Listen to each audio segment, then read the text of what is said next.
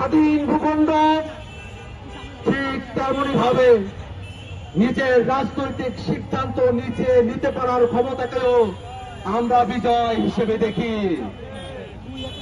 কিন্তু ৭১-এর ১৬ ডিসেম্বরের পর থেকেই এই বাংলাদেশের রাজনৈতিক সিদ্ধান্ত বাংলাদেশের রাজনীতিবিদরা নিজেরা গ্রহণ করবে, ভারতের দাবিদাররা সেটা সহ্য করতে পারে নাই। ভারত নিজেদের মতো করে এই বাংলাদেশে তারা পাপেট শাসক তারা বসিয়েছে, পাপেট রাজনৈতিক দল তারা তৈরি করেছে। সেই রাজনৈতিক দলগুলোকে তারা ফুলিয়ে ফাঁপিয়ে বাংলাদেশে ১৬ বছর ধরে তারা ফেসিবাদ কায়েম করে রেখেছিল। ২৪-এর অভ্যুত্থানের মধ্য দিয়ে বাংলাদেশের জনগণ বাংলাদেশ থেকে ওই ভারতের পাপেট স্বৈরাচার শেখ হাসিনা এবং আওয়ামী লীগকে যেমন উৎখাত করেছে, তেমনি ভাবে বাংলাদেশে গেড়ে থাকা দিল্লির আধিপত্যবাদের বিরুদ্ধেও বাংলাদেশের মানুষেরা তাদের উচ্চ কণ্ঠ তারা জারি করেছে। এই বাংলাদেশকে আর দিল্লির আধিপত্যবাদের মধ্যে দিয়ে বাংলাদেশের সম্ভাবনাকে নষ্ট করার আমরা কোনরূপ সুযোগ দেব না। অত্যন্ত দুঃখের বিষয়, আজকে ১৬ ডিসেম্বরকে নরেন্দ্র মোদী ভারতের বিজয় দিবস হিসেবে উল্লেখ করেছে।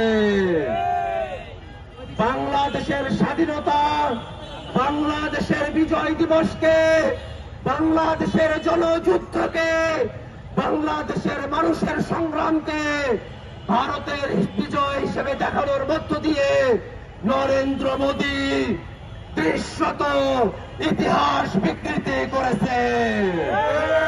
বাংলাদেশের জন্মের সাথে লেগে থাকা ইতিহাসকে বিকৃতির দায়ে অবিলম্বে নরেন্দ্র মোদীকে তার বক্তব্য প্রত্যাহার করতে হবে এবং অন্তর্বর্তীকালীন সরকারের কাছে আমরা আহ্বান জানাই, এটা কোনো ছেলে খেলা নয়।